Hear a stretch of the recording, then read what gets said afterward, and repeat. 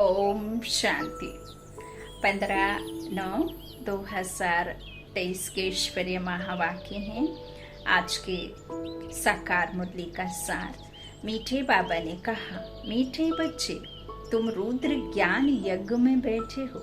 रुद्र शिव बाबा तुम्हें जो सुनाते हैं वह सुनकर दूसरों को जरूर सुनाना है।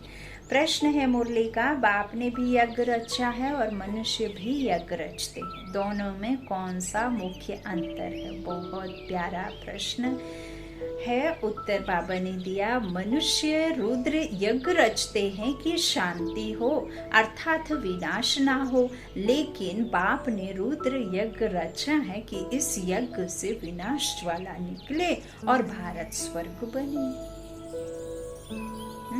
सफाई हो जाए, ताकि लड़ाई झगड़े खत्म हो जाए। बाप के इस रुद्र ज्ञान यज्ञ से तुम नर से नारायण अर्थात मनुष्य से देवता बन जाते हो। उस यज्ञ से तो कोई भी प्राप्ति नहीं होती है। गीत है तुम्हारे बुलाने को जी चाहता है। ओम शांति। यह कितना मीठा गीत है और कितना अर्थ सहित है। जो विशाल बुद्धि वाले होंगे वह अच्छी रीति समझ सकेंगे।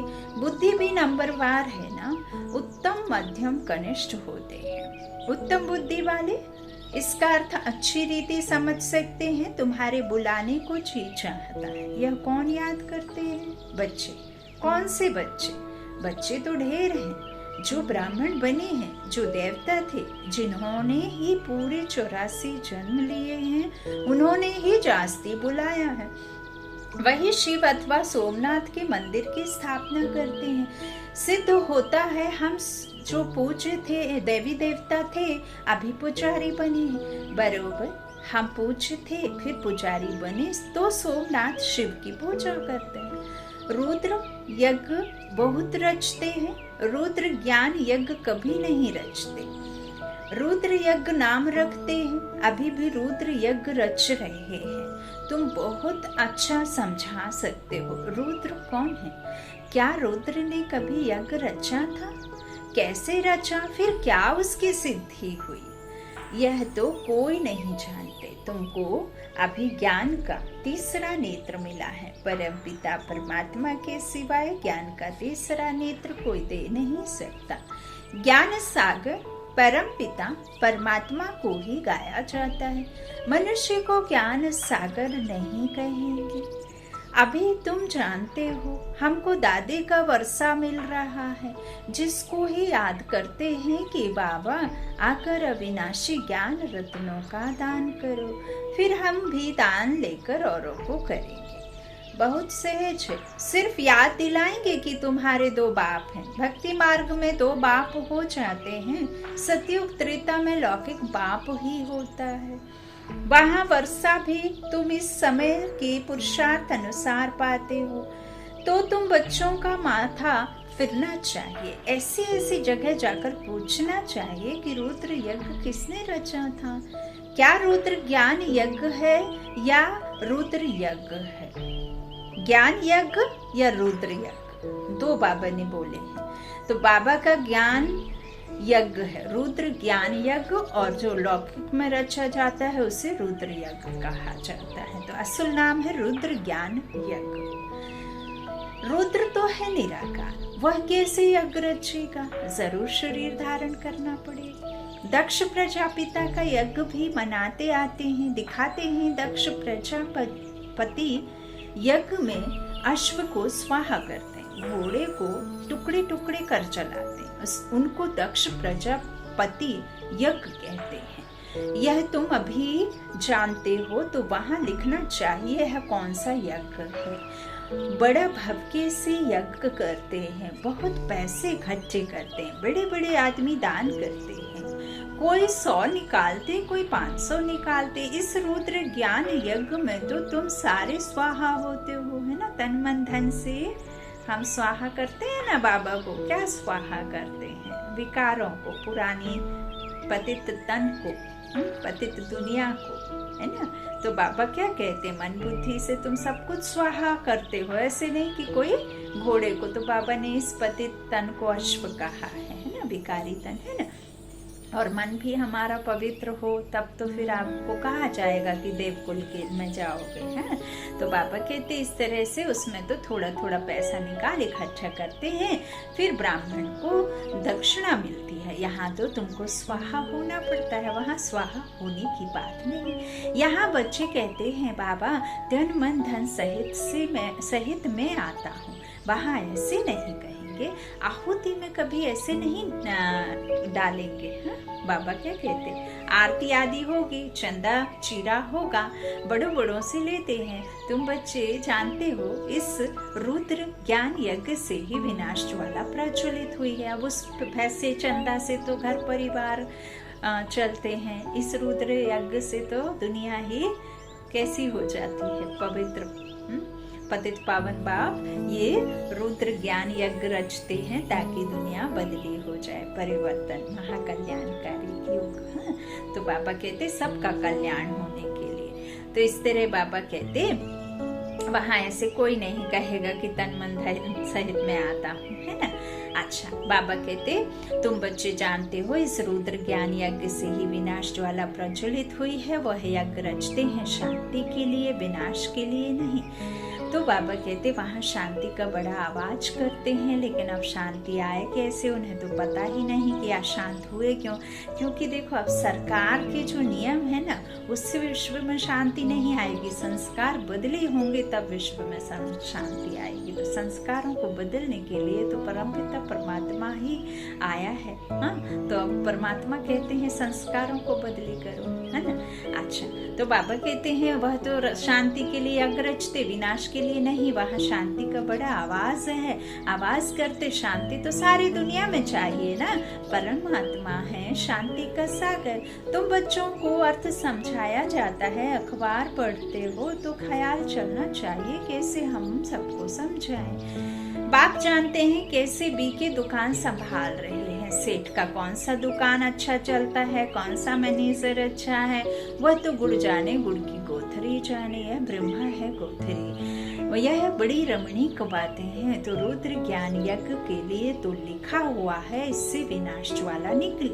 वह यज्ञ करते हैं शांति के लिए, यह है सच्चा सच्चा यज्ञ। उन ब्राह्मणों के तो अनेक सेठ होते हैं, यह तुम ब्राह्मणों का एक ही सेठ है। बाप है रुद्र, रुद्र बाप कहो, शिव कहो, सोमनाथ कहो, उसने ज्ञान यज्ञ रचा है जिसमें तुम बैठे हो। वह यज्ञ तो 2-4 दिन चलेगा तुम्हारा। यह रुद्र ज्ञान यज्ञ तो बहुत बड़ा है, उसमें टाइम लगता है। यह है नर से नारायण अथवा मनुष्य से देवता बनाने का यज्ञ। वह तो ऐसे नहीं कहेंगे, बाप बैठ समझाते हैं कैसे उनको सावधान करो, बड़ों बड़ों को बोलो यह तुम जो यज्ञ रचते हो उसमें भूल है।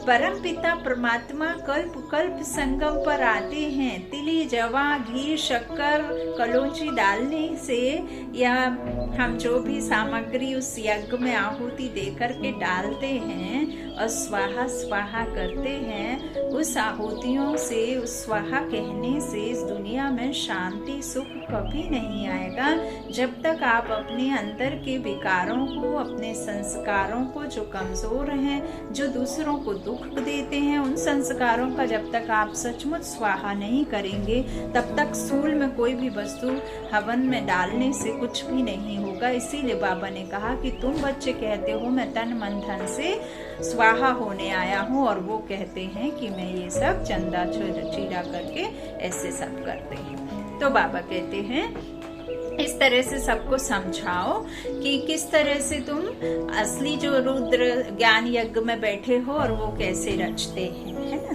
तो बाबा कहते हैं कि उसने यज्ञ रचा जिसमें तुम बैठे हो, वही यज्ञ 2-3-4 दिन चलेगा। तुम्हारा यज्ञ तो बहुत बड़ा है, उसमें टाइम लगता है। यह है नर से नारायण अथवा मनुष्य से देवता बनने का यज्ञ। वह तो ऐसे नहीं कहेंगे। बाप बैठ समझाते हैं कैसे उन्हों को सावधान करो, है ना। बाबा कहते हैं इस तरह बड़ों बड़ों को बोलो या तुम जो यज्ञ रचते हो उसमें भूल है।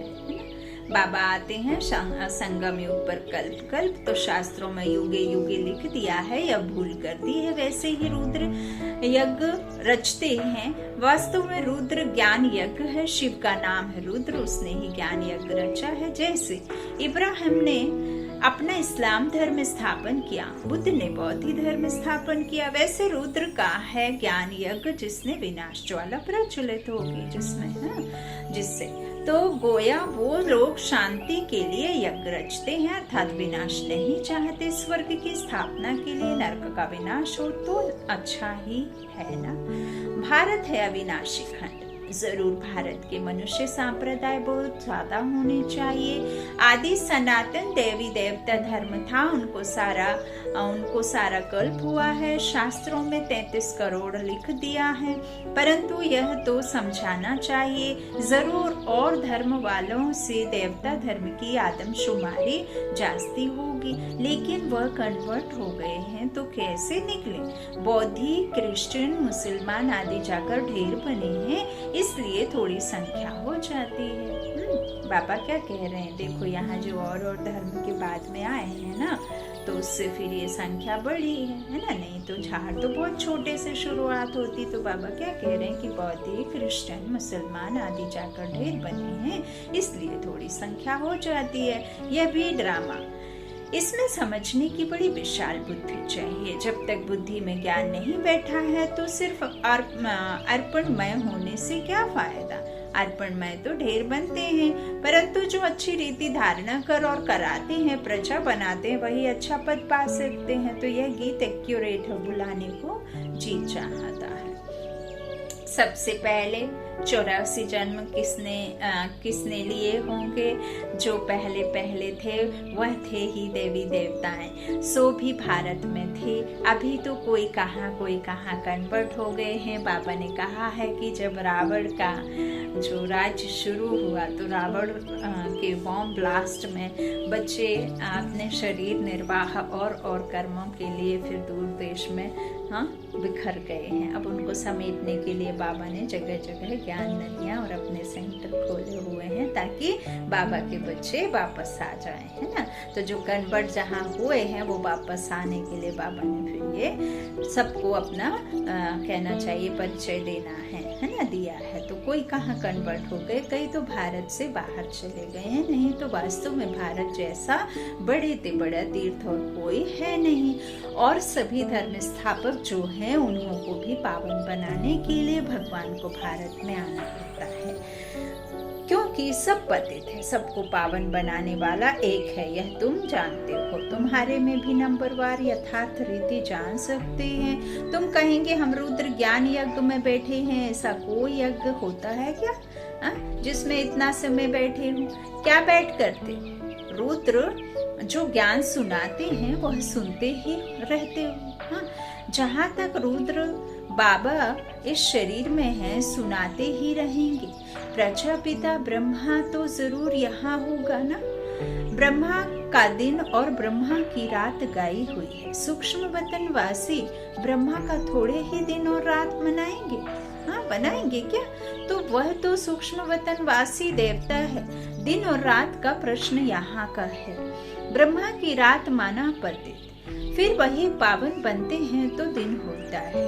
ब्रह्मा को भी पावन बनाने वाला वह एक सत्य गुरु है। सत्य बाबा, सत्य टीचर, सत्य गुरु तीनों इकट्ठे हैं। पहले जरूर बाप के बच्चे होंगे, फिर पद टीचर से पाएंगे। नंबरवार है ना, यह भी बुद्धि में रहे तो कितनी खुशी रहे। तुम पहले बेहद के बाप के थे ना, यहाँ आए हो पाठ बचाने। भक्ति मार्ग में बेहद के बाप को याद करते आए हो, क्योंकि वह है स्वर्ग का रचयिता। जरूर स्वर्ग की राजाई देने वाला होगा। यह समझाना तो बड़ा सहज है, सेंसिबल ही समझा सकेंगे। वास्तव में सेंसिबल तुम ब्राह्मण हो। तुम्हारे में जो अक्लमंद हैं उनमें भी नंबरवार हैं। दुनिया के अक्लमंद भी नंबरवार हैं। यहाँ भी तो सेंसिबल बनते जाएंगे, वह जरूर अच्छा नंबर पाएंगे। बाबा कहते हर एक अपने दिल से पूछे हम कहाँ तक सेंसिबल बना हूँ। जैसे बाबा मुरली चलाते हैं, वैसे वहाँ भी तुम्हारी मुरली चल सकती है। तुम उन्हें समझाओ कि रुद्र यज्ञ और रुद्र ज्ञान यज्ञ में रात दिन का फर्क है। रुद्र ज्ञान यज्ञ रचा तो उससे विनाश ज्वाला निकली, भारत स्वर्ग बना, और यह फिर यज्ञ रचते हैं विनाश ना हो अर्थात स्वर्ग स्थापन ना हो। यह तो उल्टी बात हो गई। तब तो बाबा कहते हैं मैं इन सब का उद्धार करने आता हूँ। बाबा कहते रुद्र ज्ञान यज्ञ रचता हूँ। तो तुम प्रतिज्ञा करते हो बाबा हम आपसे सुनकर और सुनाएंगे, औरों को सुनाएंगे। अच्छा औरों को सुनाओ, पहले यहाँ तो रिपीट करो, घड़ी घड़ी रिपीट करो, जो फिर वहाँ कहाँ समझा सको। फर्स्ट क्लास पॉइंट है। उस समय बाबा समझाते हैं कि उस यज्ञ में तो जौ तिल आदि डालते हैं, मेरे रुद्र ज्ञान यज्ञ में तो सारी पुरानी दुनिया की सामग्री स्वाहा हुई है। फिर ये जो भी अनेक हैं उसको तो स्वाहा होना ही है, परंतु यह सब बातें कोई की बुद्धि में अच्छी रीति धारण नहीं होती हैं। बाबा कहते हैं बाप को याद नहीं करते हैं तो बुद्धि का ताला नहीं खुलता है। बाबा कहते हैं हम भी क्या करें, इस समय सबकी बुद्धि पतित है, उनको पावन बनाता हूँ। जो मेरे को याद नहीं करते उनमें धारणा नहीं हो सकती। बुद्धि का ताला कैसे खुले, याद से ही खुलेगा। मोस्ट बिलव्ड बाप है, उनकी बड़ी महिमा करते हैं। शिव बाबा की तो कितनी महिमा है, शिव की पूजा भी होती है तो जरूर आता होगा ना। बिगर ऑर्गन्स क्या आकर करेंगे, आकर के खड़े हो जाए, कोई लाइट चमक जाए और चली जाए तो आपको पता चल जाएगा। तो बाबा कहते हैं क्या करेंगे आकर ऐसे बिना ऑर्गन्स के। तो अब ब्रह्मा में आया हुआ हूँ। तो बाबा कहते तुम बच्चे बाप दादा के सामने बैठे हुए हो, परंतु देह अभिमान होने कारण इतना लव बाप के लिए रिगार्ड नहीं रहता है। डायरेक्शन पर बड़ी मुश्किल चलते हैं, अहंकार में आ जाते हैं। बाप कहते हैं मैं निरहंकारी हूँ, तुमको इतना अहंकार क्यों आता है। बस समझते हैं मैं ही होशियार हूँ, इतना देह अभिमान आ जाता है। अब कोई का पति मर जाता है तो उसकी देह खत्म हो गई, बाकी आत्मा निकल गई। फिर ब्राह्मण में आत्मा को बुलाते हैं, देह को तो बुलाते नहीं। भावना रखते हैं तो भावना का भाड़ा मिलता है। पति को याद करते रहो तो पति का साक्षात्कार कर लेंगे। जो नींद में आपको जो सोचेंगे, जो सुनेंगे, जो बोलेंगे, जो देखेंगे वही तो दिखाई देता है। जो आप दिन भर सोचते हो वो रात में साक्षात्कार हो जाता है। तो बाबा साक्षात्कार तो कराते हैं ना। भक्ति में भी हम यदि किसी को इष्ट मानते हैं, हनुमान की भक्ति, शिव की भक्ति, राम की भक्ति, सीते की भक्ति, दुर्गा की भक्ति, ना जाने कितने की भक्ति करते तो उनका फिर साक्षात्कार हो जाता है। लक्ष्मी की करो तो कुछ ऐसे दिख जाता है, लाल वस्त्र ओढ़े, लाल वस्त्र पहने, और फिर सफेद शेर दिख जाता है, ऐसे सब दिखता है ना। तो ये साक्षात्कार भी बाबा कहते हैं कराते कौन है? मैं तो ऐसे बहुतों का प्यार होता है, आएगी तो आत्मा ना। कोई का स्त्री में प्यार तो है तो भावना का भाड़ा मिल जाता है। स्त्री को देख लेते हैं, चीज ले आते हैं, खुद उनको पहनाते हैं, ऐसे बहुत कुछ होता आया है। आगे बहुत विधि से खिलाते थे, जैसे गणेश को अथवा नानक आदि को याद करते हैं तो साक्षात्कार हो जाता है, ऐसे बहुतों को हो सकता है। परंतु वह चाबी एक ही बाप के हाथ में है। बाप कहते हैं यह साक्षात्कार की बातें भी ड्रामा में नूंधी हुई हैं। साक्षात्कार कराया, ड्रामा चला, ठहरता नहीं है। ड्रामा को भी अच्छी रीति जानना होता है। अरे बाबा का तो अच्छी रीति रिगार्ड रखो। बाबा कहते हैं कि बाप में इतना रिगार्ड प्यार रखना बड़ा मुश्किल समझते हैं वह तो निराकार है। कहते हैं यह तो उनका रथ है, इनको हम क्या करेंगे, हम तो निराकार को ही याद करेंगे। अच्छा निराकार की गोद में जाकर दिखाओ, निराकार साथ खाओ पियो, तुम इनके पास क्यों आते हो? कहते हैं नहीं बाबा आप इसमें हो, आपको ही इसमें विराजमान समझ चलते हैं। यह बड़ा मुश्किल किसकी बुद्धि में रहता है। ऐसे बहुत हैं जो गपोड़े लगाते हैं, हमारा बाबा में बहुत प्यार है, हम इतने घंटे बाबा को याद करते। बाबा कहते हैं मैं भी पूरा याद नहीं करता हूँ। कौन? ब्रह्मा बाप जब नहीं पूरा याद करता हूँ तो मैं तो एक ही सिकीला था बच्चा हूँ, फिर भी मैं पुरुषार्थ बहुत करता हूँ। हाँ, ऐसे ही तो बाबा कृष्ण नहीं बन जाते ना। कृष्ण कब बनते हैं, कितना पुरुषार्थ करते हैं देखो तो बाबा कहते हैं, फिर कई ऐसे कहते हैं तो गप मारते हैं ना। अच्छा, मीठे मीठे सीखी लदह बच्चों प्रति माता पिता बाप दादा का याद प्यार और गुड मॉर्निंग। रूहानी बाप की रूहानी बच्चों को नमस्ते। हम रूहानी बच्चों के रूहानी माता पिता बाप दादा को याद प्यार और गुड मॉर्निंग। शुक्रिया बाबा, शुक्रिया शुक्रिया। धारणा के लिए मुख्य सार, पहला बाबा ने कहा अर्पण होने के साथ साथ अपनी बुद्धि को विशाल बनाना है। उच्च पद के लिए अच्छी रीति धारणा करनी और करानी है। दूसरा, बाप समान निरहंकारी बनना है। अहंकार को छोड़ बाप से अति लव और रिगार्ड रखना है। देह अभिमान में नहीं आना है। वरदान है मालिक बन कर्मेंद्रियों से कर्म कराने वाले कर्म योगी, कर्म बंधन मुक्त भाव। ब्राह्मण जीवन कर्म बंधन का जीवन नहीं, कर्म योगी जीवन है। कर्म इंद्रियों के मालिक बन जो चाहो, जैसे चाहो, जितना समय कर्म करने चाहो वैसे कर्म इंद्रियों से कराते चलो तो ब्राह्मण सो फरिश्ता बन जाएंगे। कर्म बंधन समाप्त हो जाएंगे। यह देह सेवा के अर्थ मिली है। कर्म बंधन के हिसाब किताब की जीवन समाप्त हुई। पुरानी देह और देह की दुनिया का संबंध समाप्त हुआ, इसलिए इसे मरजीवा जीवन कहते हैं। स्लोगन है दिलाराम के साथ का अनुभव करना है तो साक्षीपन की स्थिति में रहो। दिलाराम के साथ का अनुभव करना है तो साक्षीपन की स्थिति में रहो। अच्छा, ओम शांति। शुक्रिया बाप दादा, शुक्रिया आप सभी भाई बहनों के स्नेह का, प्यार का। Om Shanti, good night.